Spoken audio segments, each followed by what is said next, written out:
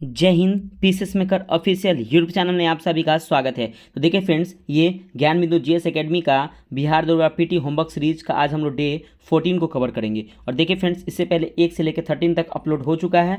आपका master video भी upload है। परीक्षा मंथन का करेंट अफेयर्स मैं डेली आपको मॉर्निंग में अपलोड करता हूँ। तो प्लीज़ आप ये होमवर्क सीरीज से जरूर जुड़िएगा फ्रेंड्स। और आपका नीचे दिए गए डिस्क्रिप्शन बॉक्स में टेलीग्राम का लिंक है, उससे भी ज्वाइन होकर फ्रेंड्स इसका पीडीएफ आप ले सकते हैं। और होमवर्क जो भी आपको रहेगा मैं डायरेक्टली आपको टेलीग्राम पे होमवर्क को सेंड कर दूंगा और लास्ट में मैं होमवर्क को भी बता दूंगा, तो उसे आप लोग नोट डाउन जरूर कीजिएगा। ठीक है, देखिए फ्रेंड्स, आज जो दिनांक आप देख रहे हैं डेट, ये 13/2 ये 2025 यानी कि आज ही का है। 13/2 यानी कि ये थर्सडे का होमवर्क है। ठीक है ना, और इसको हम लोग आज कवर करेंगे। और देखिए फ्रेंड्स, कल मैं आपको जो भी करंट अफेयर्स जहाँ से क्वेश्चन बताया था वहाँ से देखिए बहुत सारे क्वेश्चन बने हैं। मैं आपको बताया था कि मैं जो क्वेश्चन को टिक कर रहा हूँ वहाँ से क्वेश्चन बनेंगे। तो देखिए क्वेश्चन यहाँ पे है कि सर्वोच्च न्यायालय के पुस्तकालय में लेडी ऑफ जस्टिस की नई प्रतिमा का अनावरण किसके द्वारा किया गया? तो देखिए, सर्वोच्च न्यायालय के पुस्तकालय में लेडी ऑफ जस्टिस का नए प्रतिमा का आवरण जो किए थे DY चंद्रचूड़। ये सुप्रीम कोर्ट के मुख्य न्यायाधीश थे जिनका नाम था DY चंद्रचूड़। याद रखिएगा, DY चंद्रचूड़ इनका क्या था, नाम था, ये ध्यान रखिएगा। अगर हम बात करते हैं यहाँ पे देखिएगा सुप्रीम कोर्ट के वर्तमान न्यायाधीश कौन है, तो याद रखिए संजीव खन्ना। ये नोट डाउन कर लीजिएगा। अभी सुप्रीम कोर्ट के जो वर्तमान में न्यायाधीश जो नियुक्त किए गए हैं किससे, तो संजीव खन्ना को नियुक्त किया गया। और याद रखिएगा क्रम, याद रखिएगा इनका क्रम 91वें नंबर का। इससे पहले DY चंद्रचूड़ थे 50वें नंबर का, ये 91वें नंबर के हैं संजीव खन्ना। आगे आपका कि सुप्रीम कोर्ट का उद्घाटन कब किया गया था? देखिए, सुप्रीम कोर्ट का जो उद्घाटन किया गया था ना, ये 28 जनवरी, ये डेट लिख लीजिएगा, 28 जनवरी 1950 को, 28 जनवरी 1950 को सुप्रीम कोर्ट का उद्घाटन किया गया था। लेकिन ध्यान रखिएगा, अगर हम सुप्रीम कोर्ट की बात करते तो 1935 का एक अधिनियम था, भारत शासन अधिनियम 1935 के अधिनियम के तहत क्या होता कि फेडरल कोर्ट बनाया गया था। फेडरल कोर्ट बनाया गया था और फेडरल कोर्ट आगे चलकर यही सुप्रीम कोर्ट बन गया था। ठीक है, ये ध्यान रखिएगा, फेडरल कोर्ट आगे चल क्या बन गया था, सुप्रीम कोर्ट बन गया था। 2 नंबर क्वेश्चन देखिए कि जम्मू कश्मीर में विधानसभा चुनाव से पूर्व सरकार गठन प्रक्रिया से पहले उपराज्यपाल मनोज सिन्हा ने विधानसभा में कितने सदस्य को नामित किया था? तो याद रखिए 5 सदस्य को, याद रखिए 5 सदस्य को मनोज सिन्हा जो थे वो उपराज्यपाल थे जम्मू एंड कश्मीर के, उन्होंने क्या किया था, नामित किया था। ध्यान रखिएगा। अगर देखिए आगे यहाँ पे एक और पॉइंट आपको लिखा हुआ है कि सन 2022 में परिसीमन प्रक्रिया के तहत महिलाओं के लिए कितनी सीटें नामित करने की सिफारिश की गई थी? तो याद रखिएगा कि महिलाओं के लिए ना 2 सीटें नामित की गई थी। अगर कश्मीरी पंडित के लिए 2 सीटें, और याद रखिएगा पाक ऑक्युपाइड कश्मीर के लिए व्यक्ति के लिए 1 सीटें मतलब कि आवंटित की गई थी, ये भी ध्यान रखिएगा। नेक्स्ट आपका 3 नंबर की किस राज्य की विधानसभा ने अपराजिता महिला एवं बाल विधेयक 2024 को पारित किया था? तो याद रखिए कोलकाता। ध्यान रखिएगा, कोलकाता विधानसभा ने, याद रखिए कोलकाता विधानसभा ने अपराजिता महिला एवं बाल विधेयक 2024 को पारित किया था। अगला नेक्स्ट आपका देखिएगा कि वक्फ संशोधन विधेयक 2024 के संबंध में सही कथनों पर विचार कीजिए। देखिए, अगर हम बात करते हैं केंद्र सरकार द्वारा वक्फ अधिनियम 1995 में संशोधन के लिए विधेयक पेश किया गया, तो ये आपका बिल्कुल से इसमें पेश किया गया।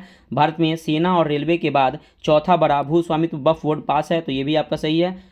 नहीं, देखिए ये देखिए चौथा नहीं होगा फ्रेंड्स, यहाँ पे चौथा नहीं होगा, यहाँ तीसरा होगा, थर्ड होगा। मैंने आपको कल बताया था करंट अफेयर्स में, यहाँ पे तीसरा नहीं, चौथा नहीं तीसरा होगा। पहला आपका सेना, दूसरा रेलवे और तीसरा कौन है, तो ये आपका तीसरा जो है आपका वक्फ बोर्ड है, ध्यान रखिएगा। ठीक है, तो भारत में सेना और रेलवे के बाद चौथा नहीं तीसरा भू स्वामित्व वक्फ बोर्ड के पास है।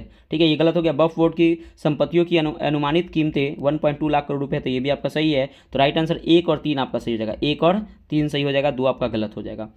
5 नंबर के हाल ही में केंद्र सरकार द्वारा कौन से विधि आयोग के गठन की अधिसूचना जारी की गई है? तो याद रखिएगा अभी हाल ही में जो 23वां विधि आयोग, कल मैं आपको बताया था 23वां विधि आयोग का गठन किया गया था।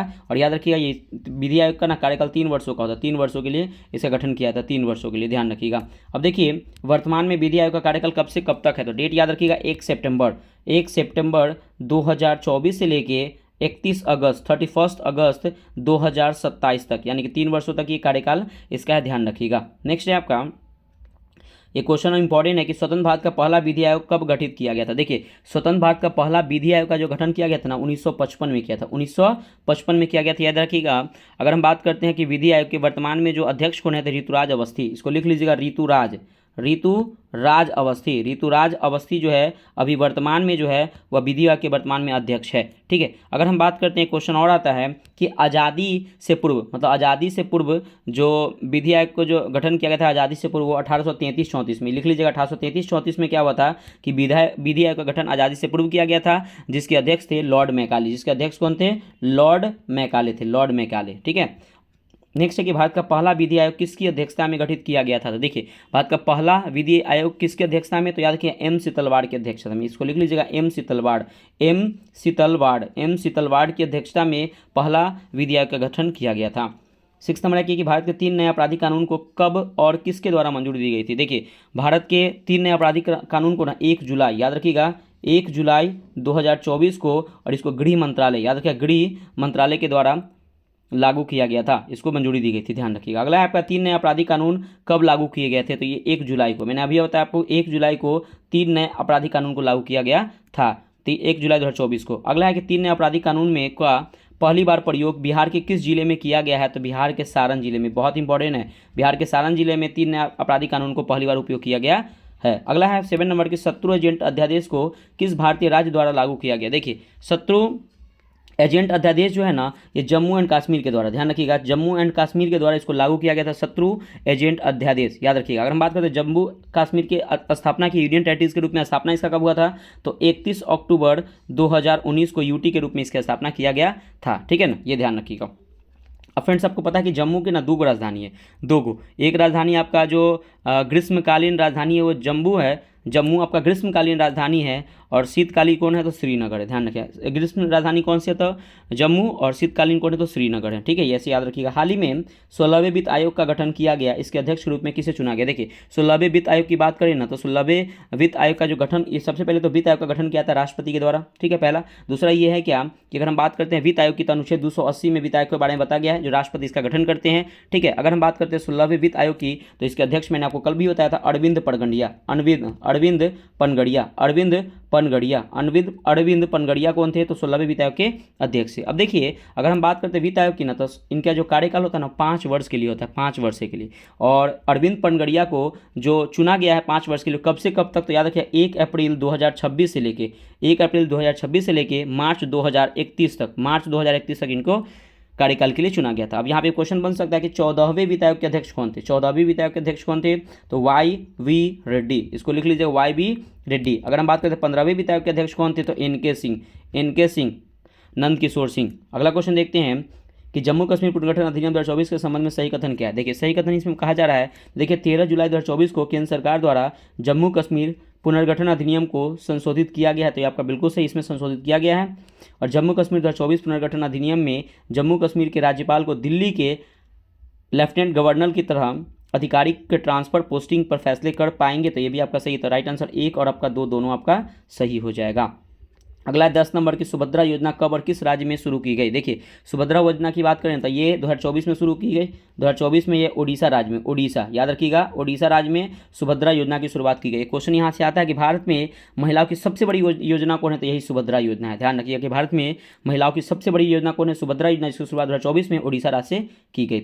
अगला क्वेश्चन है आपका 11 नंबर की चुनावी फोटो पहचान पत्र इपिक किस संवैधानिक निकाय द्वारा जारी किया जाता है। देखिए चुनावी फोटो पहचान पत्र का ना ये जो मतलब कि निकाय जो इसको जारी करता है, ये चुनाव आयोग जारी करता है, चुनाव आयोग, ध्यान रखिएगा इसको चुनाव आयोग जारी करता है।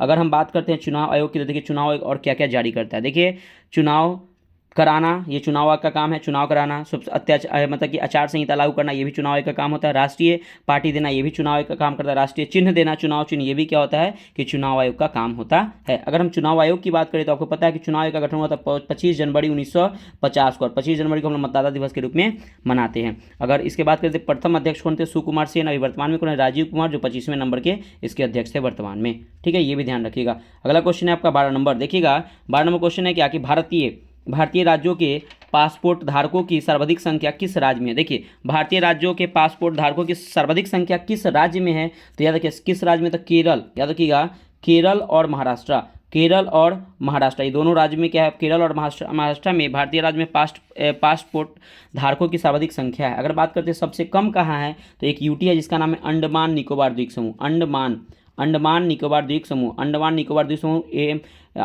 द्वीप समूह में सबसे कम पासपोर्ट धारकों की संख्या है।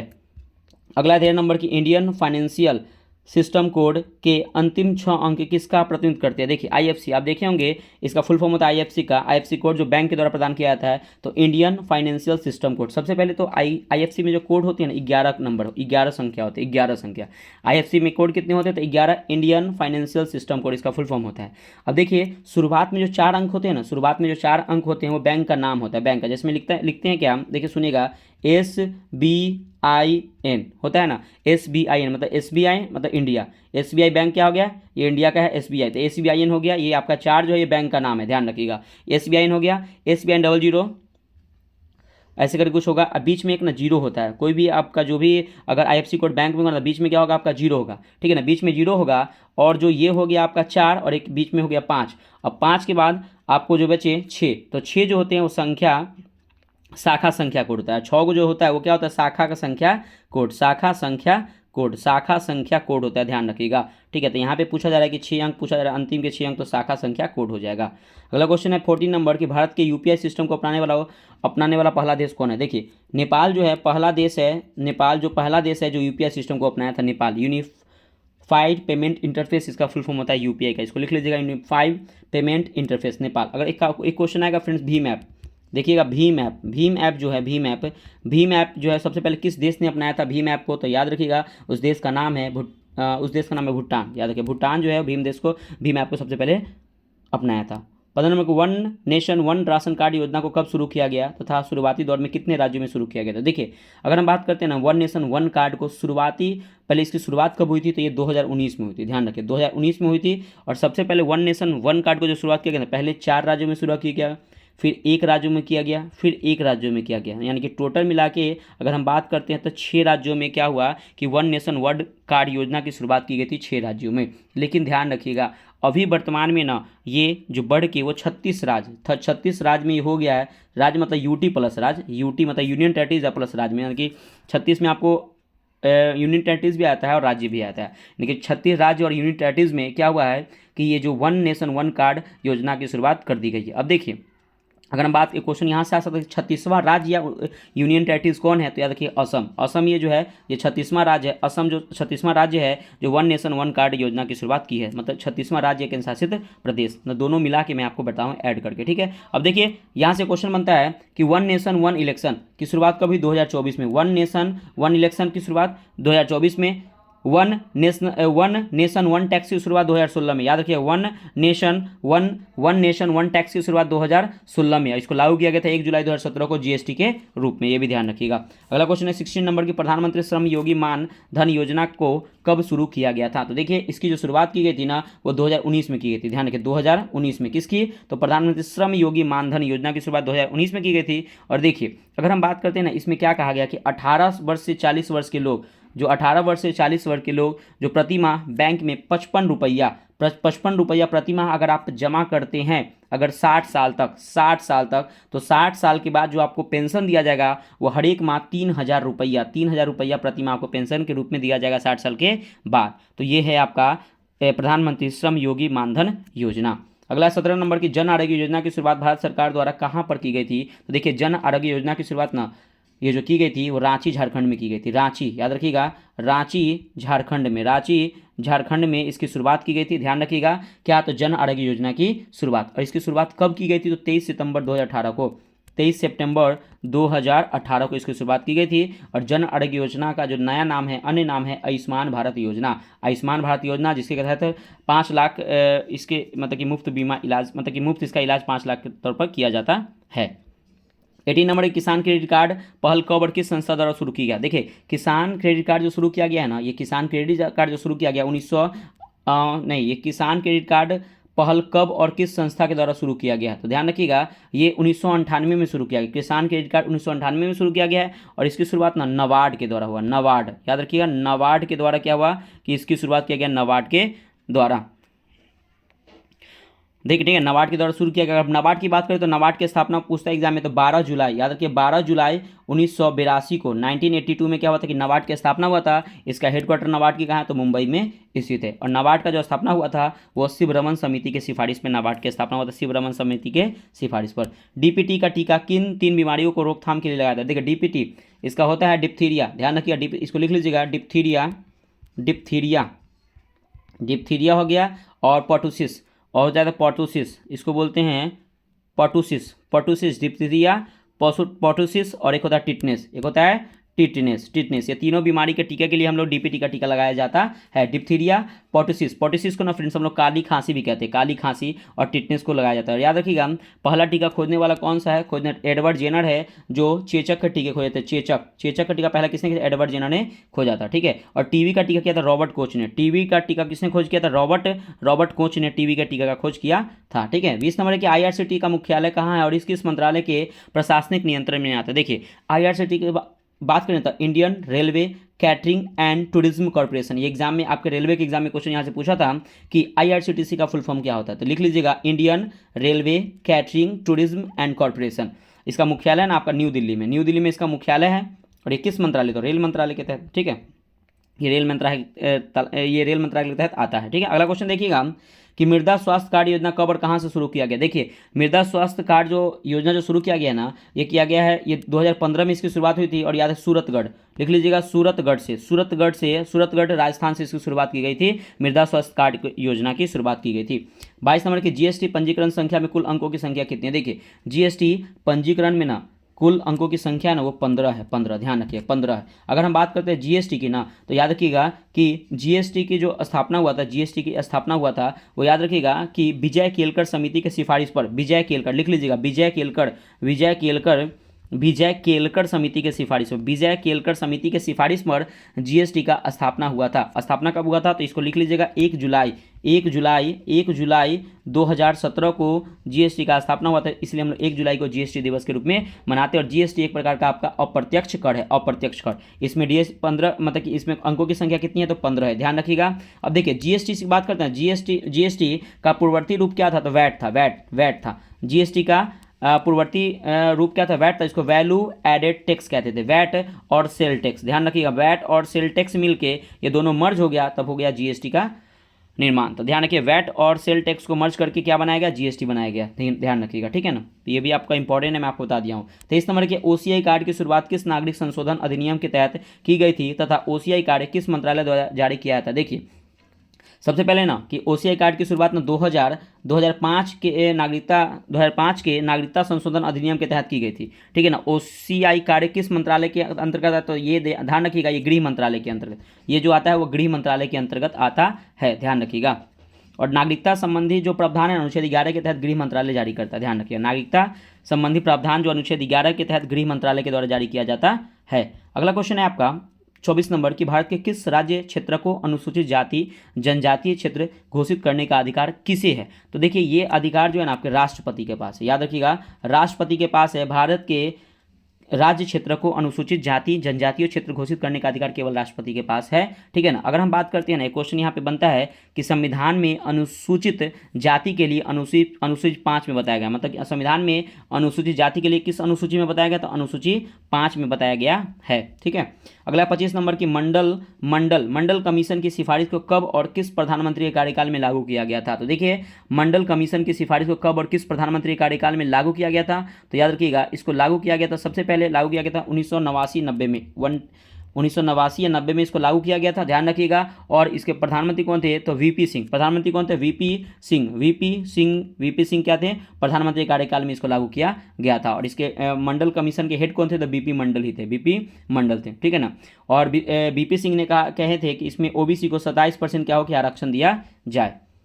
26 नंबर की नागरिकता का उल्लेख संविधान के किस भाग में है तथा नागरिकता से संबंधित भाग को कब लागू किया गया था। देखिए नागरिकता का अगर उल्लेख की बात करें तो ये भाग 2 में है। नागरिकता किस में है, तो भाग 2 में वर्णित है। अगर हम बात करते हैं कि नागरिकता का उल्लेख संविधान के किस भाग में और तक नागरिकता संविधान भाग को कब लागू किया गया था, याद रखिए 26 नवंबर 1949 को लागू किया गया था। 1949 को जब हमारा संविधान लागू हुआ था 1949 में, संविधान को अपनाया गया था 26 नवंबर 1949 को, तभी क्या हुआ था कि नागरिकता संबंधित भाग को लागू किया गया था। अगर नागरिकता की बात करते हैं तो याद रखिए इस अनुच्छेद 5 से 11 में नागरिकता के बारे में वर्णित है, अनुच्छेद 5 से 11, ठीक है। और भीमराव अम्बेडकर ने एक बात कही थी नागरिकता के बारे में कि भीमराव अम्बेडकर ने कहा था कि नागरिकता संविधान का जटिल भाग है। जटिल भाग किसने कहा था, तो BR अम्बेडकर, भीमराव अम्बेडकर ने कहा था कि नागरिकता जो है वह संविधान का एक जटिल भाग है।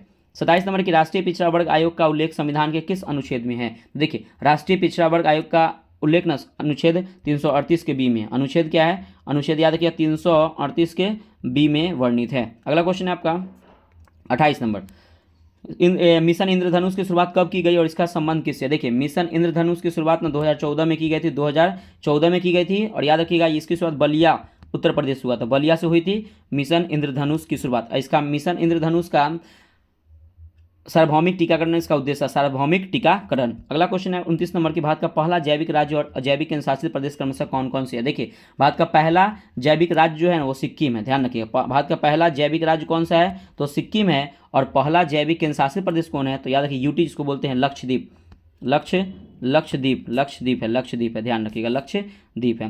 अगला क्वेश्चन आपका कि गोबर गैस संयंत्र में कौन सी गैस निकलती है। तो देखिए गोबर गैस संयंत्र में मीथेन निकलती है, मीथेन होता है CH4, मीथेन का CH4 जिसे हम लोग मार्स गैस के रूप में जानते हैं। 31 नंबर की, पौधे की जड़ों में नाइट्रोजन की स्थिरीकरण किस बैक्टीरिया द्वारा होती है। देखिए पौधे में नाइट्रोजन की स्थिरीकरण जो होती है ना वो राइजोबियम बैक्टीरिया, राइजोबियम बैक्टीरिया के कारण ये होती है, और याद रखिएगा। और देखिए नाइट्रोजन का स्थिरीकरण जो होता है ना वो सर्वाधिक दलहनी फसलों में होता है। नाइट्रोजन का जो स्थिरीकरण होता है सर्वाधिक कहाँ होता है, तो दलहनी फसलों में होता है।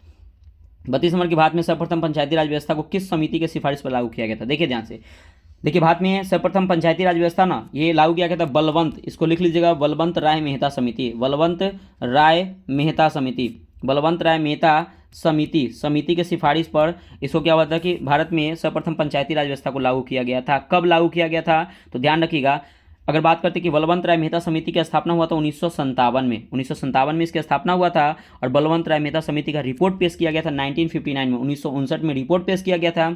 और उसी के बाद 2 अक्टूबर 1959, डेट लिख लीजिएगा, 2 अक्टूबर 1959 में क्या हुआ था कि सबसे पहले पंचायती राज्य लागू हुआ था राजस्थान के नागौर जिले में, राजस्थान के नागौर जिले में लागू किया गया था। फिर इसके 9 दिन बाद यानी कि 11 अक्टूबर, इसको लिख लीजिएगा, 11 अक्टूबर 1959 को दूसरा राज्य आंध्र प्रदेश में क्या हुआ कि पंचायती राज को लागू किया गया था। ठीक है, ये ध्यान रखिए। अगर बात करते हैं क्या कि बलवंत राय मेहता समिति एक त्रिस्तरीय पंचायती व्यवस्था है, त्रिस्तरीय क्या है, पंचायती राज व्यवस्था है। अगर हम बात करते हैं अशोक मेहता समिति की, तो अशोक मेहता समिति की स्थापना हुआ था 20 साल बाद, यानी कि बलवंत राय मेहता की समिति के 20 साल बाद हुआ था अशोक राय मेहता समिति का 1977 में, और ये 2 स्तरीय पंचायती व्यवस्था थी। ठीक है, तो इतना फैक्ट था इसके बारे में। देखिएगा 33 केचुआ पालन विधि को क्या कहा जाता है। देखिए केचुआ पालन विधि को ना वर्मी कल्चर कहते हैं, वर्मी कल्चर कहते हैं, केचुआ पालन विधि को वर्मी कल्चर कहते हैं। 34 नंबर की, महात्मा गांधी राष्ट्रीय ग्रामीण रोजगार गारंटी अधिनियम को संपूर्ण भारतवर्ष में कब लागू किया गया। देखिए महात्मा गांधी राष्ट्रीय रोजगार गारंटी अधिनियम को पूरे भारत में ना देखिए 2008-9 में लागू किया गया था, 2008-9 में, ध्यान से देखिएगा इधर 8-9 में इसको लागू किया गया था। ठीक है ना, ध्यान रखिएगा। अगर हम बात करते हैं ना कि ये अधिनियम आया कब था, ये जो अधिनियम आया था ना वो 2005 में आया था, 2005 में आया था ये अधिनियम, जिसका नाम था पहले नरेगा का अधिनियम आया था 2005 में, लेकिन इसको लागू किया गया था नरेगा को 2006 में। और नरेगा जो मनरेगा बन गया 2008-9 में ये बन गया था। ठीक है ना, नरेगा का नाम 2008 में मनरेगा कर दिया गया था, नाम नरेगा को मनरेगा 2008 में कर दिया गया था, और लागू 2008-9 में किया गया था। ध्यान से देख लीजिएगा एक बार। 35 नंबर की, प्रधानमंत्री जन योजना की घोषणा कब की गई थी। देखिए प्रधानमंत्री जनधन योजना की जो घोषणा की गई थी वो कब की गई थी, तो याद रखिए 15 अगस्त 2024 को, 15 अगस्त 2014 को क्या हुआ था कि प्रधानमंत्री जनधन योजना की घोषणा की गई थी। और पता है कि लाल किले से किए थे मोदी जी ने। ठीक है, और इसको लागू भी की गई थी 2014 में ही, ध्यान रखिएगा। ठीक है ना, वित्तीय, अगर एक क्वेश्चन आता है कि वित्तीय समावेशन की सबसे बड़ी योजना कौन है, तो यही है जनधन योजना। ठीक है, भारत की वित्तीय समावेशन की सबसे बड़ी योजना कौन है, तो जनधन योजना है। अब देखिए फ्रेंड्स, इकोनॉमिक्स, फिजिक्स, केमिस्ट्री और बायोलॉजी से क्वेश्चन देखते हैं। देखिए ऐसा कर जो स्थानांतरण योग्य हो उसे क्या कहते हैं, मतलब कि वैसा कर जो स्थानांतरण योग्य हो उसे क्या कहते हैं, तो उसे हम लोग अप्रत्यक्ष कर कहते हैं, अप्रत्यक्ष कर कहते हैं। ध्यान रखिए, अप्रत्यक्ष कर कहते हैं। अगर हम बात करते हैं अप्रत्यक्ष कर की, तो ध्यान से रखिएगा, सुनिएगा कि जीएसटी जो है फ्रेंड्स, आपका जीएसटी जो है वो आपका क्या है, तो एक प्रकार का अप्रत्यक्ष कर है। ठीक है ना, आयकर, निगम कर, उपहार कर, ये प्रत्यक्ष कर है। ठीक है, आयकर हो गया, आयकर, निगम कर और उपहार कर एक प्रकार का प्रत्यक्ष कर है। ठीक है ना, अब देखिए यहाँ पे तो क्वेश्चन बना कि स्थानांतरण योग्य हो उसे हम लोग अप्रत्यक्ष कर कहते हैं। ठीक है ना, और स्थानांतरण योग्य न हो उसे हम लोग क्या कहते हैं, प्रत्यक्ष कर कहते हैं। ठीक है, ये भी ध्यान रखिएगा।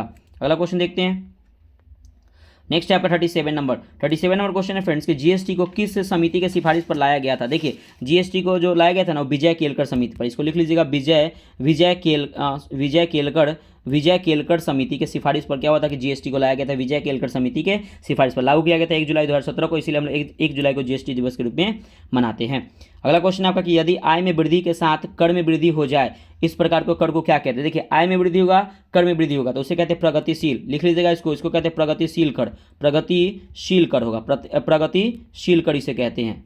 आय में वृद्धि, कर में वृद्धि, प्रगतिशील कर। अगर मान लीजिए क्या कि आय में कमी हो, मतलब कि में कमी हो और मतलब कि टैक्स में भी कमी हो, उसे प्रगामी कर कहते हैं। ध्यान रखिए, क्या बोला फिर से सुनिएगा कि आय में कमी हो और टैक्स में कमी हो, उसे प्रतिगामी कर कहते हैं, प्रतिगामी कर कहते हैं। जिसमें आय में कमी हो और टैक्स में कमी हो, उसे प्रतिगामी कर कहते हैं। जो टैक्स बराबर हो और आय बराबर, दोनों बराबर, तो संतुलित कर कहते हैं, उसे क्या कहते हैं? संतुलित कर। उसे क्या कहते हैं? संतुलित कर कहते हैं। आय बराबर, टैक्स बराबर, संतुलित कर कहते हैं।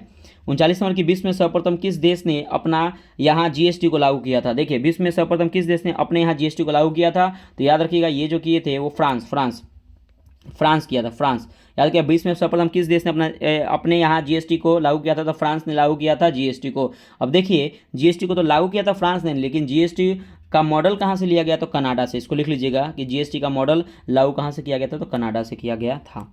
अगला क्वेश्चन है 40 नंबर की, राज्य सरकार केंद्र सरकार का सरकारी योजनाओं पर किया गया व्यय किस प्रकार का व्यय है? तो देखिए, ये जो है आपका राजस्व व्यय है। क्या है? तो एक प्रकार का क्या है? तो राजस्व व्यय है, राजस्व खर्च है ये। अगला क्वेश्चन आपका 41 नंबर कि भारत में पहली बार बजट किसके द्वारा पारित किया गया और कब पारित किया गया था? देखिए, भारत में पहली बार जो बजट, देखिए मैं फ्रेंड्स आप लोगों को ना मैं बजट का एक बहुत ही अच्छा वीडियो, लगभग आपका 30 मिनट्स का वीडियो है, तो आप उसे जाके जरूर देखिएगा। आपके यही जो ज्ञान बिंदु होमवर्क सीरीज का जो प्लेलिस्ट है, यहाँ पे आपको बजट का वीडियो दिखेगा। प्लीज़ आप ज्ञान बिंदु जीएस एकेडमी की तरफ से वीडियो को प्रोवाइड किया गया था, मैं उसको बजट बना के अपलोड किया हूँ। जो इंपॉर्टेंट पॉइंट है मैं आपको वहाँ पे अंडरलाइन हाईलाइट इसको कर दिया हूँ, तो एक बार आप जरूर देखिएगा। वहाँ से मैं क्वेश्चन पहले उसको अच्छे से एनालिसिस करके उसके बाद उसको वीडियो बनाया, तो उससे आप वीडियो को जरूर देखिएगा, बहुत इंपॉर्टेंट है। और जितने भी क्वेश्चन यहाँ पे प्रोवाइड है ना, इससे और अच्छे क्वेश्चन वहाँ पे देखने को मिलते हैं। ठीक है, तो ध्यान से उसको जरूर देख लीजिएगा। अब देखिए, भारत में पहली बार बजट किसके द्वारा पारित किया गया और कब पारित किया? देखिए, सबसे पहले बात करते हैं ना, यहाँ पे पूछा जा रहा है कि भारत में पहली बार, देखिए भारत में पहली बार जो बजट पेश किया गया था ना, वो 1860 में पेश किया गया था। 1860 में जेम्स विल्सन के द्वारा, इसको लिख लीजिएगा, जेम्स विल्सन के द्वारा भारत में सबसे पहली बार बजट को पेश किया गया था, जेम्स विल्सन के द्वारा। ठीक है, आज़ादी के बाद पहला जो बजट, मतलब आज़ादी के बाद जो पहला बजट जो पेश किया गया था वो 26 नवंबर 1947 को आज़ादी के बाद पहला बजट पेश किया गया था। किसके द्वारा? तो ये ध्यान रखिएगा, सनमुखम सेठी के द्वारा, सनमुखम सेठी के द्वारा इसको पेश किया गया था। और गणतंत्र भारत का पहला बजट 1950 में जॉन मथाई के द्वारा पेश किया गया था। ठीक है, अब देखिए यहाँ पे क्वेश्चन की स्वतंत्रता प्राप्ति के बाद पहला बजट कब लाया गया था? देखिए 26 नवंबर, मैंने अभी आपको बताया कि 26 नवंबर 1947 को लाया गया था। और ये सनमुखम सेठी, इसको लिख लीजिएगा, सनमुखम सेठी के द्वारा क्या हुआ था कि इसको लाया गया था। अगला क्वेश्चन है कि गणतंत्र भारत का पहला बजट कब और किसके द्वारा पेश किया गया था? तो ये पेश किया गया था 1950 में, और ये जॉन मथाई के द्वारा, जॉन मथाई के द्वारा इसको पेश किया गया था। अगला क्वेश्चन है आपका कि भारत की पहली महिला वित्त मंत्री कौन बनी थी? तो देखिए, वित्त मंत्री थी और प्रधानमंत्री बनी थी कौन? तो इंदिरा गांधी बनी थी, इंदिरा गांधी बनी थी पहली महिला वित्त मंत्री, प्रधानमंत्री भी यही बनी थी। ठीक है, अगला क्वेश्चन है आपका 45 नंबर की, भारत में पहली बार पेपरलेस बजट कब पेश किया गया था? तो ये पेश किया गया था 2021 में। इसको पेश किसने किया था? तो निर्मला सीतारमण ने पेश किया था, जो वर्तमान में वित्त मंत्री है। 46 नंबर के, ऐसे 3 व्यक्ति को जो प्रधानमंत्री रहते हुए बजट पेश किए थे, कौन थे ऐसे 3 जो मंत्री जो प्रधानमंत्री भी थे और बजट भी पेश किए थे? तो इनका नाम है, सबसे पहले लिखिए इंदिरा गांधी, ये इंदिरा गांधी है, इंदिरा गांधी हो गया। उसके बाद हो गया आपका नेहरू, पंडित जवाहरलाल नेहरू हो गए। और तीसरा हो गया राजीव गांधी, तीसरा कौन हो गया? तो राजीव गांधी, तीनों ध्यान रखिएगा। 47 नंबर के, संविधान के किस अनुच्छेद के तहत अंतरिम बजट पेश किया जाता है? देखिए, संविधान के किस अनुच्छेद के तहत अंतरिम बजट पेश किया जाता है? तो अनुच्छेद, याद रखिए, अनुच्छेद जो आपका है 116 में इसको अंतरिम बजट पेश किया जाता है। अगर बात करते हैं वार्षिक वित्तीय विवरण, अनुच्छेद 112 में है वर्णित, मतलब कि बजट के बारे में अनुच्छेद 112 में वर्णित है, यानी कि वार्षिक वित्तीय विवरण अनुच्छेद 112 में वर्णित है।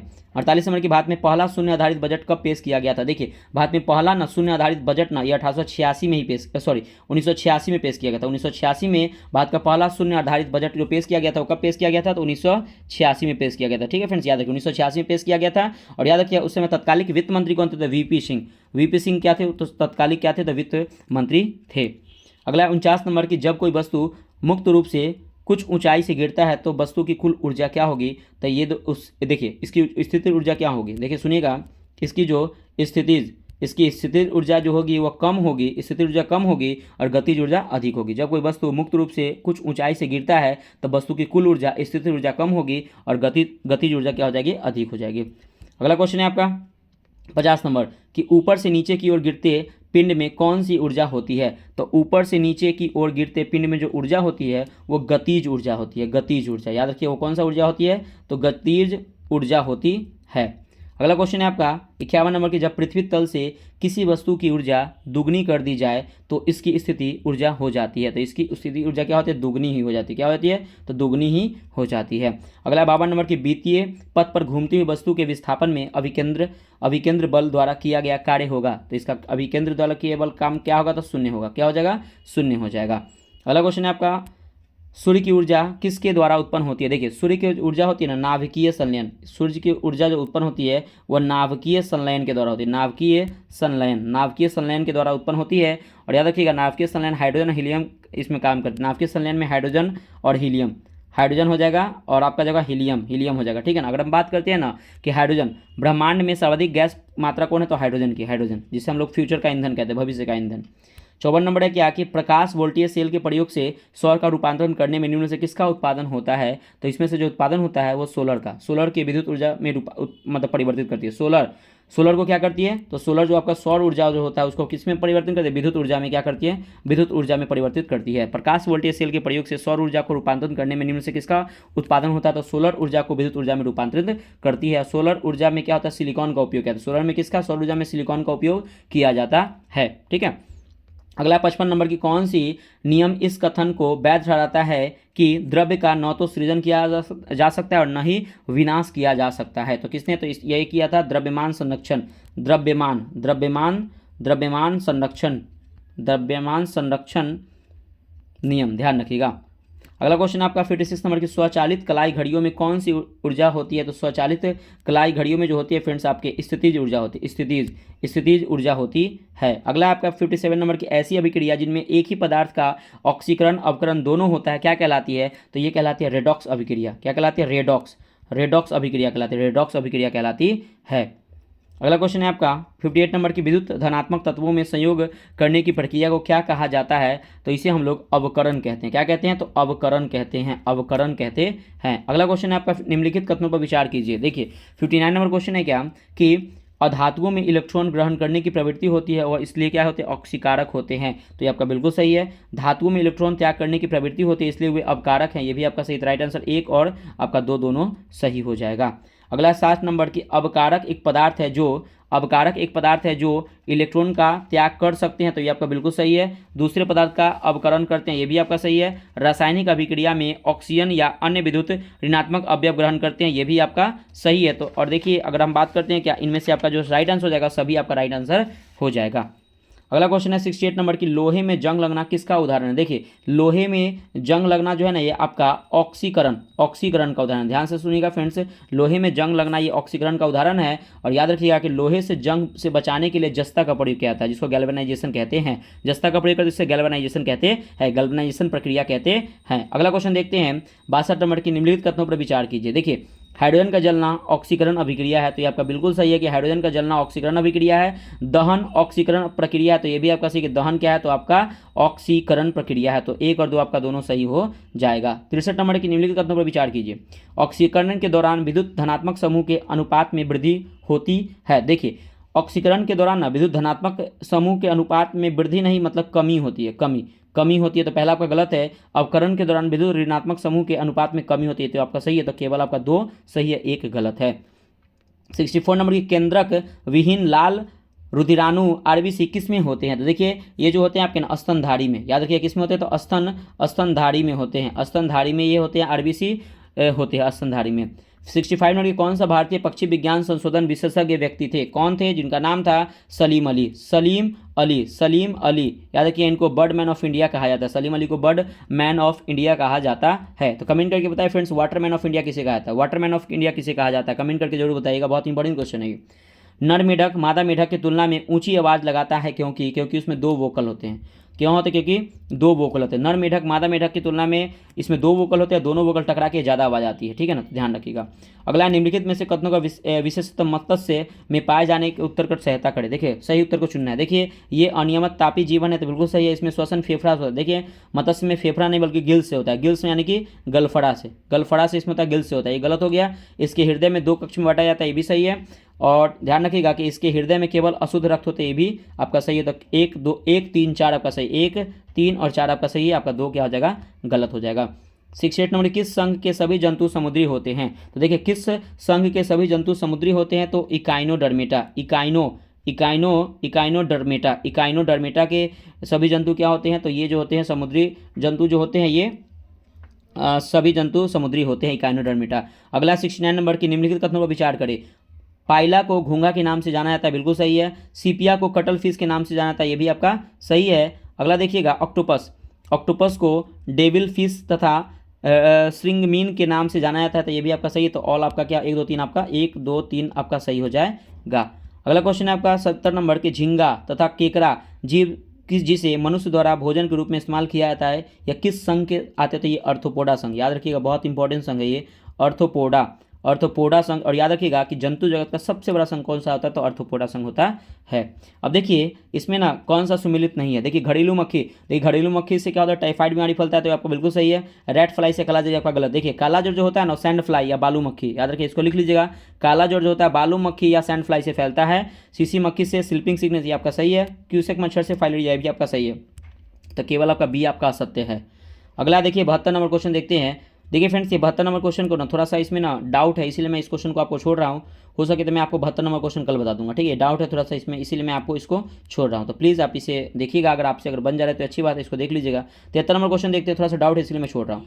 निम्न कथनों पर विचार कीजिए। हाइड्रा का प्रचलन अंग कुटपाद है, ठीक है ना। हाइड्रा का प्रचलन अंग कुटपाद है, तो आपका गलत है। हाइड्रा में अमरत्व का गुण पाया जाता है, तो ये बिल्कुल सही है। हाइड्रा में श्वसन अंग तथा रक्त अनुपस्थिति होते हैं, तो ये भी आपका सही है। तथा श्वसन विसरण के माध्यम से होता है, ये भी मतलब ये सही है कि हाइड्रा में श्वसन अंग तथा रक्त अनुपस्थिति होते हैं तथा श्वसन विसरण के माध्यम से होता है, ये आपका सही है, ठीक है ना। हाइड्रा में मुकुलन द्वारा अलैंगिक प्रजनन होता है, ये भी सही है। यानी कि 2 3 और 4 आपका क्या फ्रेंड्स? सही है। अगला क्वेश्चन देखते हैं 74 नंबर कि किस जीवन को बाथ स्पंज कहते हैं क्योंकि इसका इस्तेमाल स्नान के समय गंदगी साफ करने में किया जाता है? तो याद रखिए स्पॉन्जिया का प्रयोग करते हैं स्पॉन्जिया का। नेक्स्ट है कि जंतु जगत का सबसे बड़ा संघ कौन है? मैंने अभी आपको बताया कि अर्थोपोडा जो है वो जंतु जगत का सबसे बड़ा संघ है। तो देखिए फ्रेंड्स हम लोग इसका होमवर्क को देखते हैं, और प्लीज़ मेरे चैनल पर फर्स्ट टाइम देख रहे हैं तो वीडियो, तो इसको लाइक और चैनल को सब्सक्राइब जरूर कीजिएगा, और कोई भी चैनल में इसे शेयर जरूर कीजिएगा फ्रेंड्स। ये बहुत इंपॉर्टेंट है आपके एग्जाम ऑफ पॉइंट से। बिहार दरोगा, बिहार एसएससी, बिहार पुलिस और जितने भी एग्जाम है फ्रेंड्स, वो सभी एग्जाम के लिए बहुत ज़्यादा इंपॉर्टेंट है। प्लीज़ पीसीएस मेकर चैनल से जुड़ जाइएगा, चैनल को सब्सक्राइब जरूर कीजिएगा, और देखते हैं आज का होमवर्क। देखिए फ्रेंड्स आज होमवर्क का डे 14 है, और डे 14 में जो आपका होमवर्क है यहाँ पे देख लीजिएगा, यानी कि 14/2/2025 का ये होमवर्क है, यानी कल के लिए होमवर्क है, ध्यान से देखिएगा। तो ये होमवर्क में आपको क्या है फ्रेंड्स, सबसे पहला अगर बात करते हैं क्या करंट अफेयर्स में परीक्षा मंथन पेज नंबर 76 से 80 मैं कल आपको पीसीएस मेकर के यूट्यूब चैनल से मॉर्निंग में अपलोड कर दूंगा, तो इसे आप जरूर देखिए। परीक्षा मंथन पेज नंबर 76 से 80 लगभग 8 बजे सुबह में अपलोड कर दिया जाता है, तो ध्यान से देखिएगा इसको, ठीक है। अब देखिए अगर हम बात करते हैं क्वेश्चन बैंक पेज नंबर 181 से 90 तक आपको पढ़ना है। 3rd एडिशन जो ज्ञान बिंदु जीएस एकेडमी का क्वेश्चन बैंक है उसको पढ़ना है। हिस्ट्री में, मॉडर्न हिस्ट्री में ब्रिटिश भारत का सामाजिक धार्मिक आंदोलन पढ़ के आना है, ये भी इंपॉर्टेंट है, ध्यान रखिएगा। ब्रिटिश भारत का सामाजिक धार्मिक आंदोलन पढ़ना है। पॉलिटी में पढ़ना है नागरिकता भाग 2 को पढ़ना है। ज्योग्राफी में भारत की मिट्टियाँ पढ़ना है, और स्ट्रैटेजी में पेरिस ओलंपिक के बारे में पढ़ना है। तो प्लीज़ पीसीएस मेकर चैनल को सब्सक्राइब कर लीजिए। इसका मैं पीडीएफ आपको टेलीग्राम पे भेज दूंगा, तो आप इसका पीडीएफ भी ले सकते हैं। इसको आप होमवर्क भी मैं आपको टेलीग्राम पे डाल दूंगा, ठीक है फ्रेंड्स। तो मिलते हैं नेक्स्ट वीडियो में, बाय बाय, जय हिंद दोस्तों।